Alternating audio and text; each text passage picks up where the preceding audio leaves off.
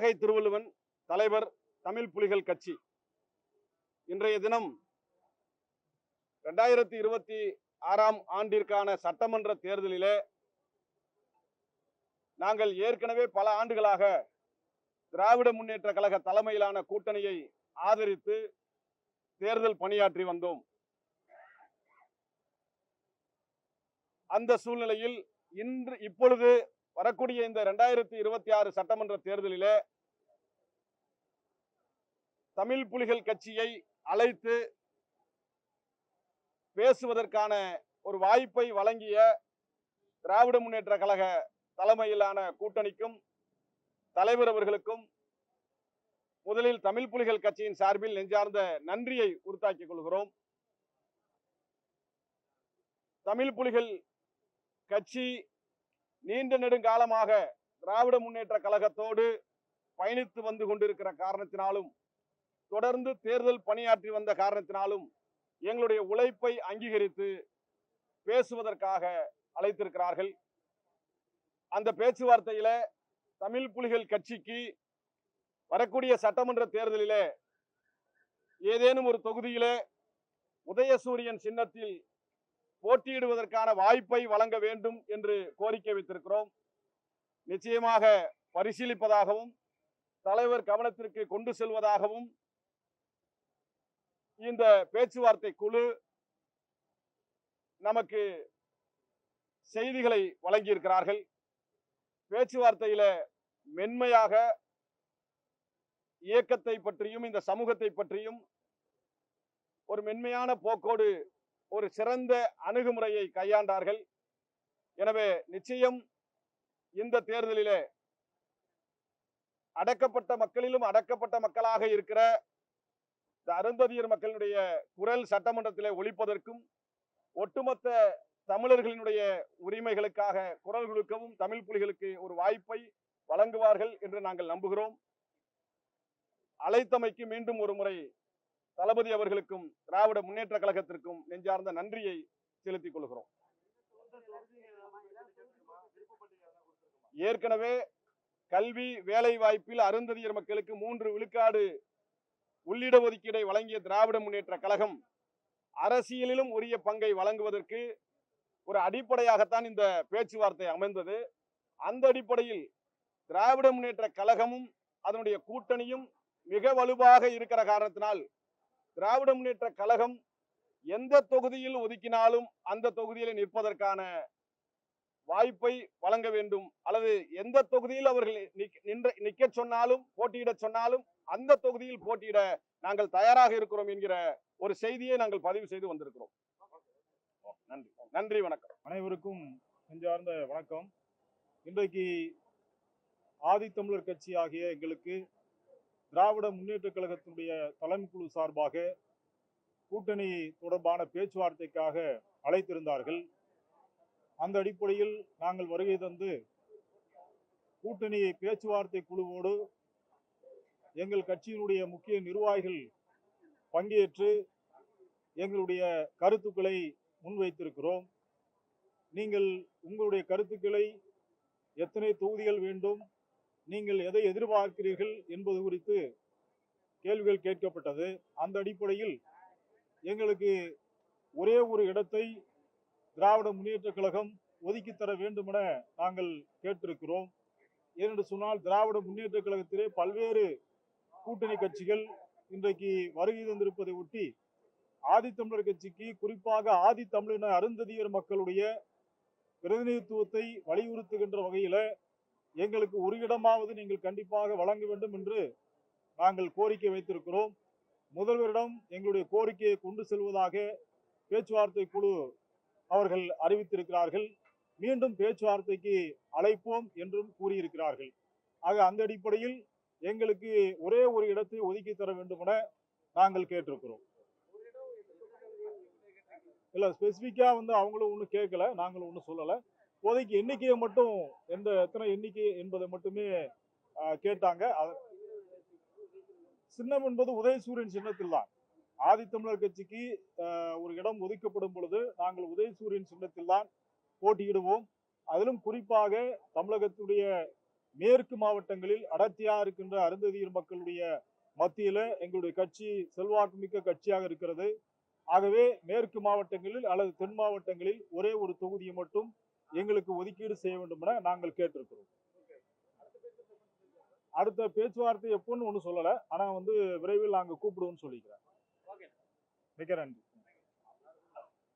தமிழகத்திலே நல்லாட்சி வழங்கி கொண்டுள்ள மாண்புமிகு தமிழக முதல்வர் அவர்களின் கரங்களை வலுப்படுத்தும் விதமாகவும் மாண்புமிகு தமிழக துணை முதல்வர் அவர்களின் வாழ்த்துக்களுடன் கடந்த 2021 சட்டமன்ற தேர்தல் முதல் நடைபெற்று முடிந்த சட்டமன்ற தேர்தல், நாடாளுமன்ற தேர்தல், இடைத்தேர்தல் அனைத்து தேர்தல்களையும் புதிய திராவிட கழகமானது ஆதரவு தெரிவித்து வந்துள்ளது.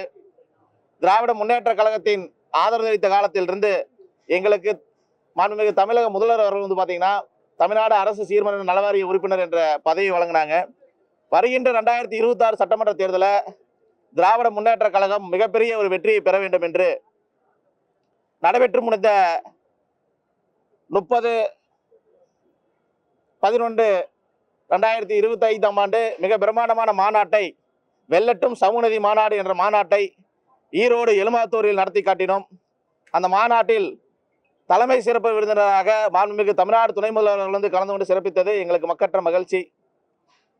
அந்த மாநாட்டில் அவர் பேசும் பொழுது திராவிட முன்னேற்ற கழகத்து குடும்பத்தில் ஒரு உறுப்பினர் என்று என்னை குறிப்பிட்டு பேசினார். ஆம், திராவிட முன்னேற்ற கழகத்திற்கு நாங்கள் ஆதரவு தெரிவித்த காலம் முதல் இன்று வரை திராவிட முன்னேற்ற கழகத்திற்கு அயராது பாடுபட்டு இருந்திருக்கோம். புதிய திராவிட கழகம் இந்த 2026 சட்டமன்ற தேர்தலில்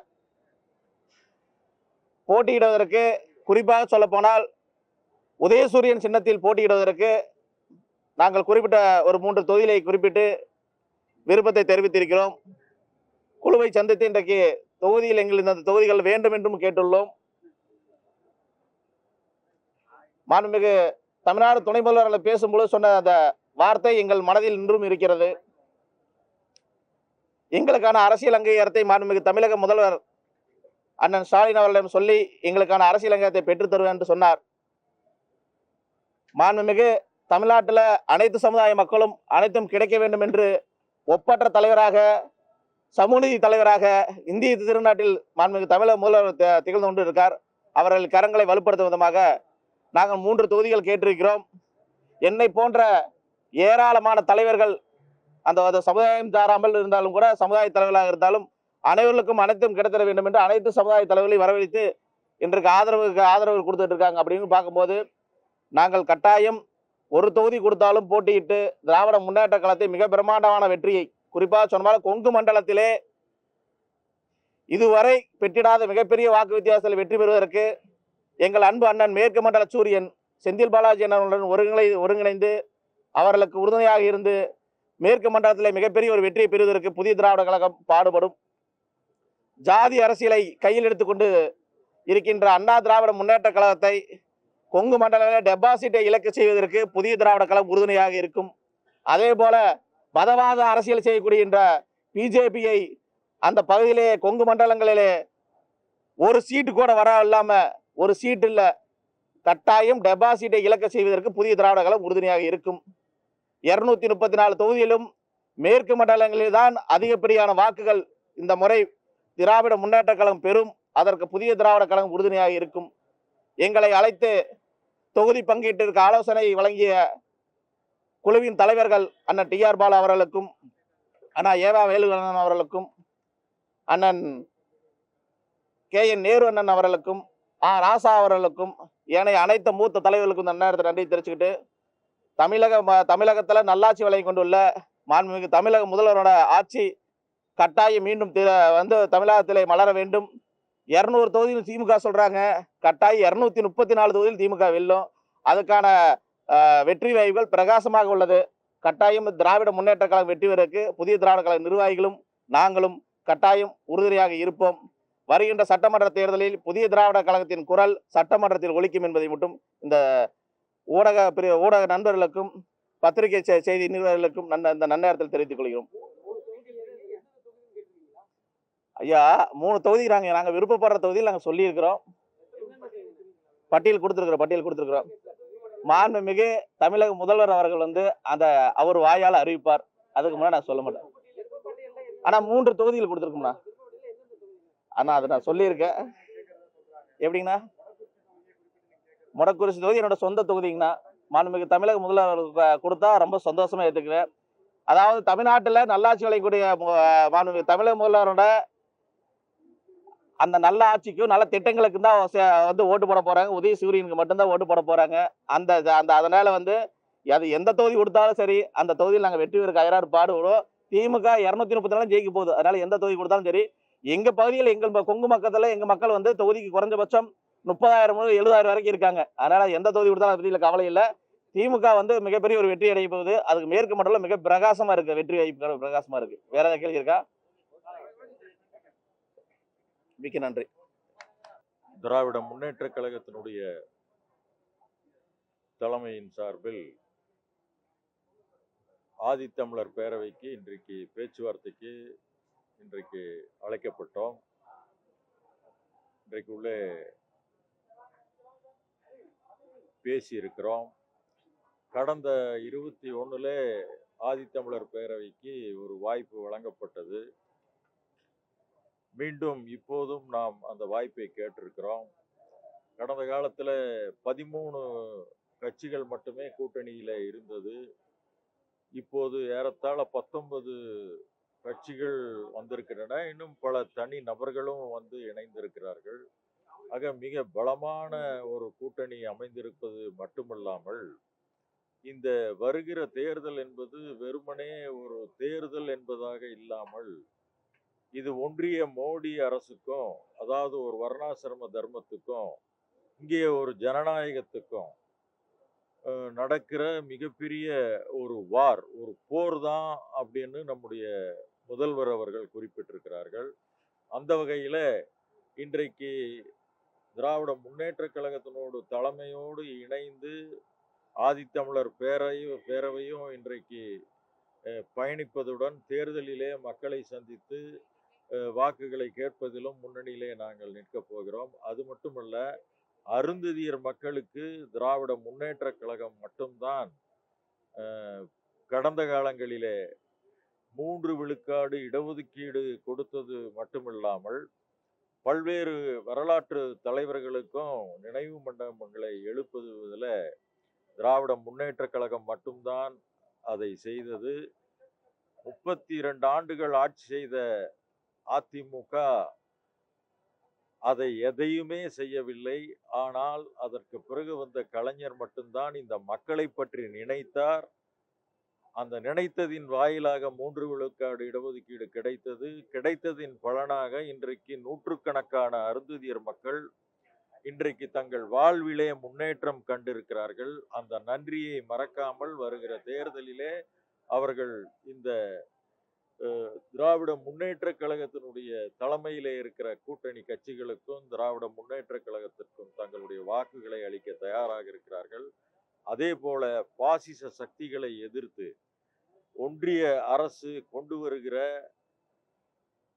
தமிழ்நாட்டினுடைய உரிமைகளை மறுக்கிற, தமிழ்நாட்டுக்கு நிதி ஒதுக்க மறுக்கிற, தமிழ்நாட்டின் கல்வியை சிதைக்க நினைக்கிற, மொழியை திணைக்க நினைக்கிற ஒன்றிய அரசை கடுமையாக எதிர்ப்பதிலே ஆதித்தமிழர் பேரவை திராவிட முன்னேற்ற கழக கூட்டணியோடு தொடர்ந்து பயணிக்கும்.